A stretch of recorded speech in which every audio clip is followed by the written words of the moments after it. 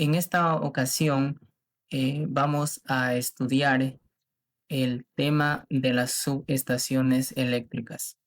Actualmente estoy haciendo y diseñando un proyecto de subestación eléctrica, la parte estructural.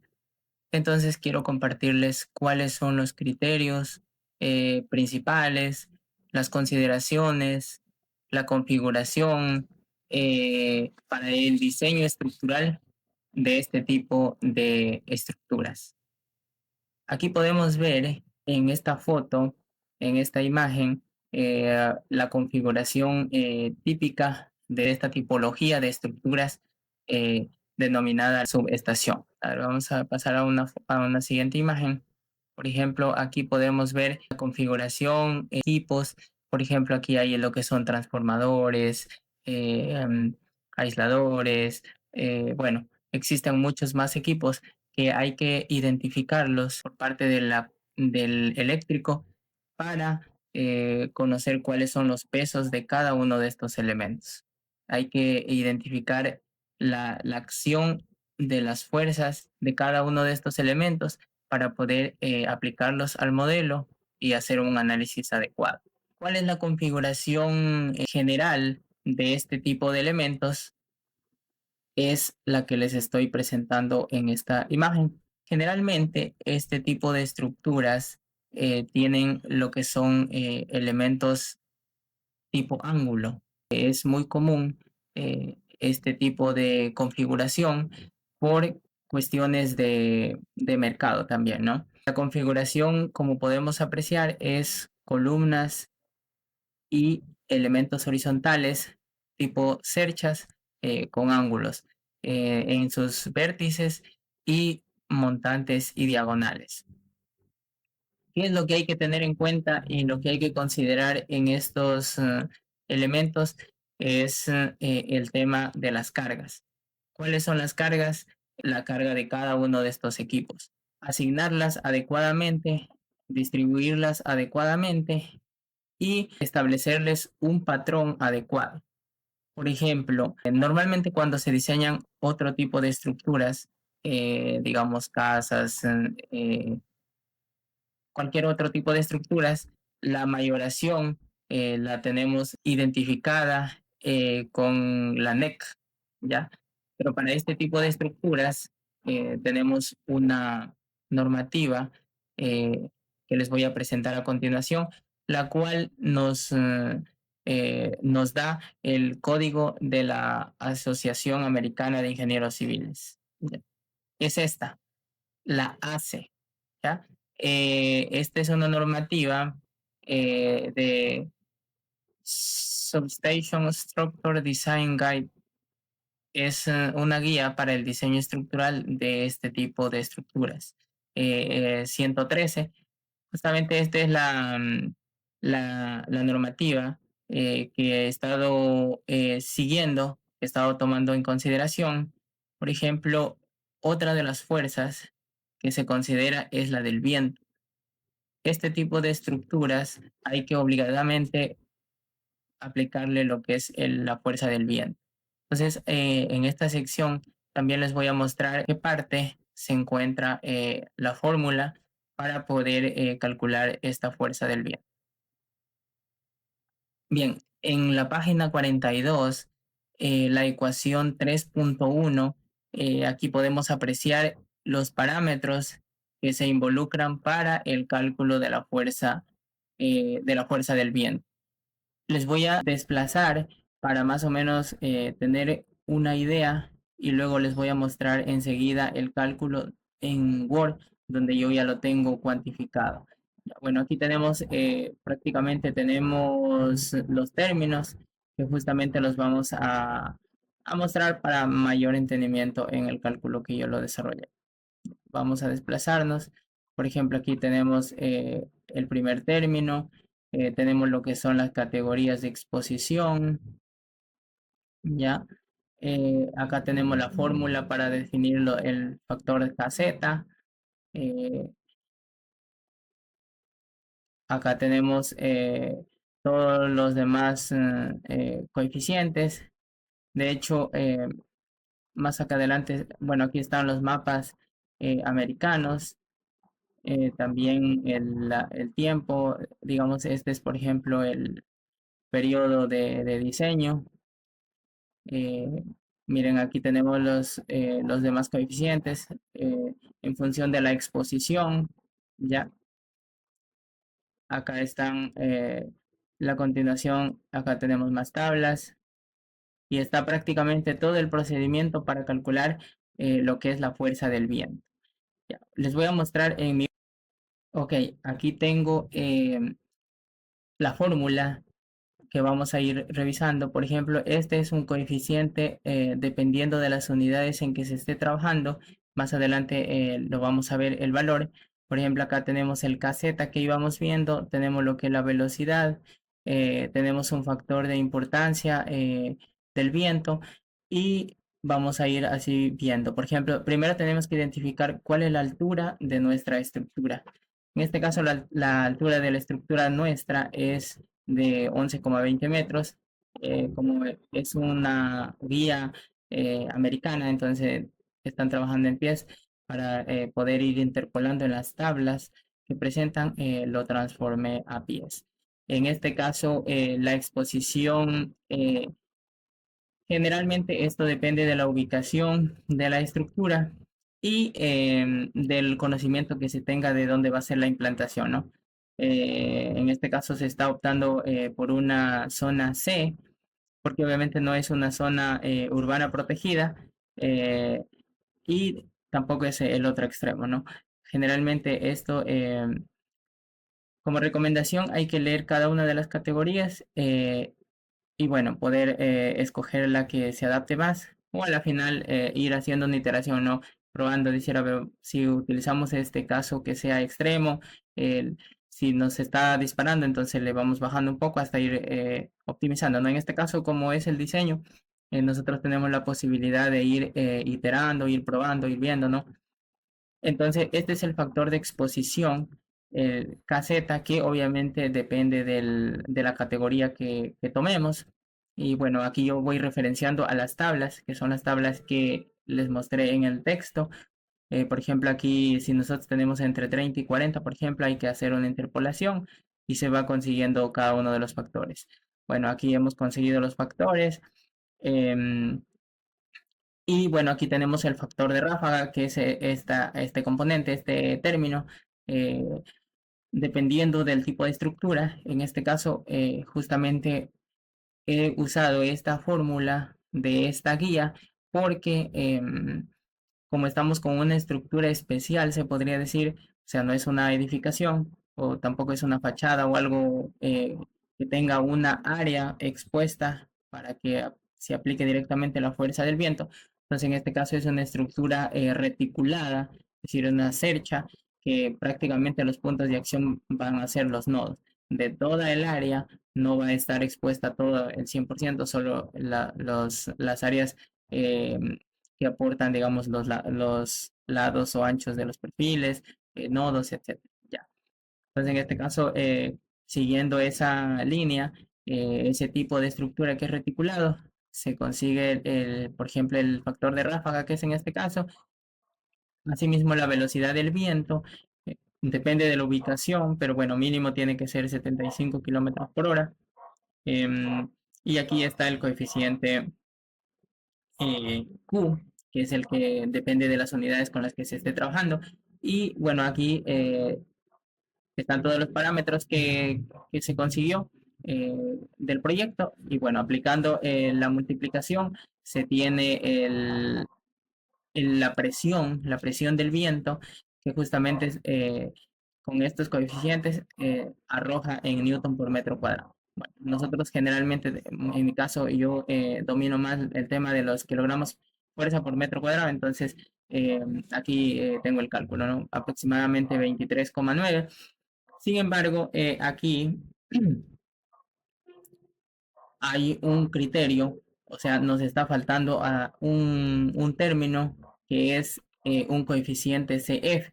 Es decir, aquí se aplicó toda la terminología, pero aún falta este coeficiente CF, ¿ya? Para eh, dependiendo de la forma, para este tipo de estructuras, normalmente, según las recomendaciones y la literatura, se aplica un factor entre 1 y 1,50. Pero en este caso se ha optado por 1,50 y se obtiene una presión ya final de 35, prácticamente 36 kilogramos fuerza por metro cuadrado. Entonces, ¿cómo se aplica? Digamos, ¿cómo aplicaría esta fuerza? Eh, Sería de la siguiente manera. En el modelo les voy a dar el criterio. A ver, aquí estamos en el modelo. Por ejemplo, vamos a irnos a una vista, vamos a ver si podemos conseguir una vista. Ya, en este caso, hagamos de cuenta que el viento, lo más crítico es que el viento venga fuera del plano. Ya, es decir, si nosotros imaginamos que yo lo empujo, ya ese es el lado débil, entonces el viento debería aplicarse en estas áreas, todas estas áreas. Estas áreas serían las que estarían expuestas si lo colocamos nuevamente en 3D. Entonces ahí está señalándose el lado donde yo podría aplicar la fuerza del viento. ¿Cómo aplicaría? Como nosotros ya tenemos la presión, es decir, tenemos en unidades de kilogramos fuerza por cada metro cuadrado. Entonces, si nosotros multiplicamos por toda el área tributaria, por decirlo así, nos va a dar una fuerza puntual. Esa fuerza puntual la podemos dividir para el número de nodos que tenemos. Es decir, en cada nodo se va a aplicar una fuerza que va a ser consistente con su área tributaria. Em, Prácticamente esa sería la metodología que en este caso estoy empleando para aplicarle la fuerza del viento. Ahora, la pregunta sería, ¿es el área completa la que va a recibir esa fuerza? No. Aquí generalmente se considera un porcentaje de todo el área. Por ejemplo, en este caso, el ancho de mi columna es 1 metro y la altura 11 metros.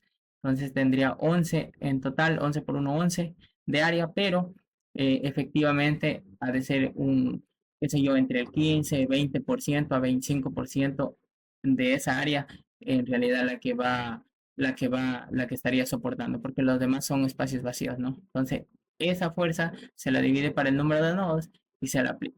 Existe también otro criterio donde uno se le puede aplicar a 2/3 una fuerza equivalente, que ese sería en caso que yo ya no le quiera dividir para el número de nodos, sino que le aplico una fuerza puntual. Aplicaría una fuerza para las columnas y tendría que calcular otra para las vigas. Ya, ese es el tema de cómo se calcularía, cómo se aplicaría la fuerza del viento a este tipo de estructuras.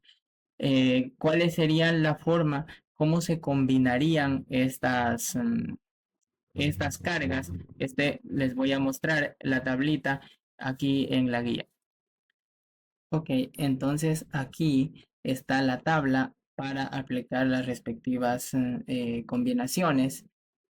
Como les comentaba, por ejemplo, aquí podemos ver que el coeficiente para la carga de peso muerto, en este caso sería también la carga de los equipos, es solamente 1,1 y no es como en la NEC 1,2. Evidentemente, si quisiera ser conservador, a la final podría utilizar el 1,20, pero digamos como para tener el referencia y el criterio, es que en este caso aplicaríamos 1,1, ya que en el diseño, la parte eléctrica ya se tiene bien claro cuáles son los equipos que se van a instalar, o sea, no hay mucha incertidumbre, no tendríamos que cubrirnos mucho, por decirlo así, o sea, ya conocemos con más exactitud cuál es la carga, entonces solamente mayoramos por un 10%, ¿ya? Aquí incluso tenemos lo que es la fuerza del viento y a la fuerza del viento también le aplican un factor de importancia. En este caso, generalmente digamos que si queremos aplicar algún factor de importancia, eh, se le puede aplicar, ¿no? En este caso podría ser un factor como si fuera el sismo, ¿no? En este caso, ahí lo tenemos. Tenemos algo de las fuerzas de tensión de los cables y todo eso. Entonces también asimismo una fuerza mayorada con un 1,1. Y bueno, aquí tenemos las cuatro combinaciones. Para este caso, yo en el diseño también estoy incorporando una carga viva, que sería una carga de operación, o bueno, en el momento en que se requiera subir a hacer mantenimiento, a inspeccionar, etcétera, cuando se esté trabajando y todo eso. Entonces yo también he agregado pues el peso de de una persona correspondiente, ¿no? En cada viga, la distribuye en los nodos correspondientes. Se puede utilizar unos 80 kilogramos fuerza como peso promedio de una persona. ¿Ya? Y también se le aplica pues un factor y se la adiciona a este paquete de combinaciones que son justamente las de esta guía que estamos comentando. Bueno, aquí yo les muestro un poquito en la sección donde yo ya estoy haciendo mi cálculo. Aquí justamente aparecen las combinaciones que estamos utilizando. El SCE, esa, el término SC es este de hielo, me parece. No, ese en este caso es la parte de cortocircuito. También se lo puede considerar en caso de que es muy importante este componente que también se lo suma directamente ya. Eh, Bueno, aquí tenemos la tablita que les estaba comentando. Bueno, aquí por ejemplo les muestro algo de los equipos. Ya aquí les muestro, por ejemplo, los nombres de los equipos que para este proyecto en específico se está considerando. Otro punto importante que capaz se me estaba escapando es la parte del espectro sísmico. Generalmente estas estructuras se recomienda diseñarlas para, para que permanezcan en el rango robusto, en el rango elástico, ¿ya? Entonces, generalmente no se recomienda aplicarles factores de reducción, sino pues intentar mantenerlas en la parte elástica, que obviamente nosotros sabemos que toda estructura de cualquier manera incursiona en el rango no lineal, pero traducido es a no aplicar ningún R, ya, mantener con un R de 1 al espectro. Bueno, ahora justamente les quería comentar con respecto a lo que es la cimentación. Es una estructura, generalmente son estructuras metálicas donde tienen su conexión, ya, y para poder garantizar esta transferencia de cargas desde la parte metálica hacia a los elementos de hormigón y distribuirlos hacia el suelo, se usa esta configuración. Se tiene lo que es un dado, un elemento de hormigón con sus respectivos estribos, aceros longitudinales y en este caso, por recomendación geotécnica, se está utilizando lo que es una losa. Losa de cimentación puede ser digamos, también puede ser un plinto aislado, pero ya depende de lo que mande y recomiende el estudio geotécnico. Hay que considerar que esta estructura, en este caso nuestro, por ejemplo, es un pórtico, es decir, tiene un lado, o sea, un punto donde es más propenso a volcarse, que es fuera de su plano. Entonces hay que darle la suficiente rigidez a la cimentación en esa dirección para poder garantizar la estabilidad de la estructura.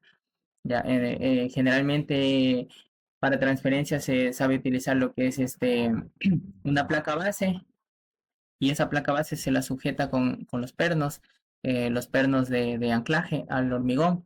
Ya, en este caso particular no se está aplicando esa placa base debido a algunas consideraciones y algunas prácticas dentro de esta área y de esta especialidad. Generalmente estos dados son bastante grandes. En este caso, por ejemplo, este es más de 1 metro. Creo que es como 1,40 por 1,40 o 1,50 que está saliendo. Entonces no resulta viable poner una placa tan grande. Ahora la otra opción sería si se quisiera ponerle una placa, digamos, hacerle un corte interno, pero sería lo ideal un corte circular, ya que si se le hace un corte cuadrado, vacío en la parte interna, puede fallar justamente en los vértices. Entonces, eh, considerando un poco la viabilidad técnica y la viabilidad económica, sobre todo en este caso, no sería tan adecuado. Entonces hay que aplicar esta configuración, que son ángulos, y justamente en los vértices se soldan los elementos verticales, y bueno, ya queda bien estable. Estos elementos ángulo deben ser bien rígidos, deben tener la suficiente resistencia para eh, garantizar la capacidad, ¿no? Es decir, para evitar que fallen, porque evidentemente los pernos tienen una gran resistencia a tracción, una gran resistencia a corte, y debe ser la resistencia del perfil de este ángulo. También debe tener una resistencia similar para poder garantizar el diseño por capacidad, que la conexión no vaya a fallar en caso de que se produzca algún levantamiento o algún tipo de falla que tenemos en este tipo de conexiones. Ya, por ejemplo, puede ser un desgarre, etcétera. Todo eso hay que verificarlo, hay que considerarlo, y con esas revisiones, evidentemente se hace el diseño y el detallado de este tipo de cimentaciones. En este caso yo le he hecho los respectivos chequeos, y pues garantizando siempre la capacidad, ¿no? Que no falle, el criterio es que no falle la conexión, siempre.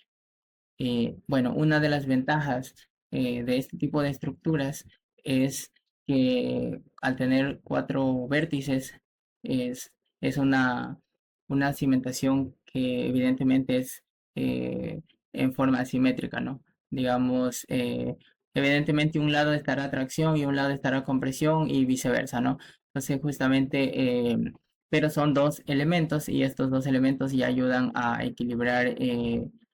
No está concentrado en un solo punto la carga. Entonces, evidentemente, esa es una ventaja para la conexión de este tipo de elementos. Y son estructuras que no van a tener mucha fuerza de compresión, es decir, no van a transmitir esfuerzos tan altos, tan grandes, pero sí hay que considerar los momentos, los volcamientos, debido a las fuerzas principales que se pueden estar produciendo por fuerzas como la del sismo, la del viento, etcétera, que son horizontales prácticamente, y lo que van a intentar es volcar a la estructura, ya sea para un lado o para el otro lado. Prácticamente estos serían unos de los criterios principales que habría que considerar para el diseño de este tipo de estructuras, y que justamente yo les quería comentar. Si de pronto ustedes tienen alguna consulta o quieren digamos, necesitan profundizar más en ciertos aspectos, quedo atento.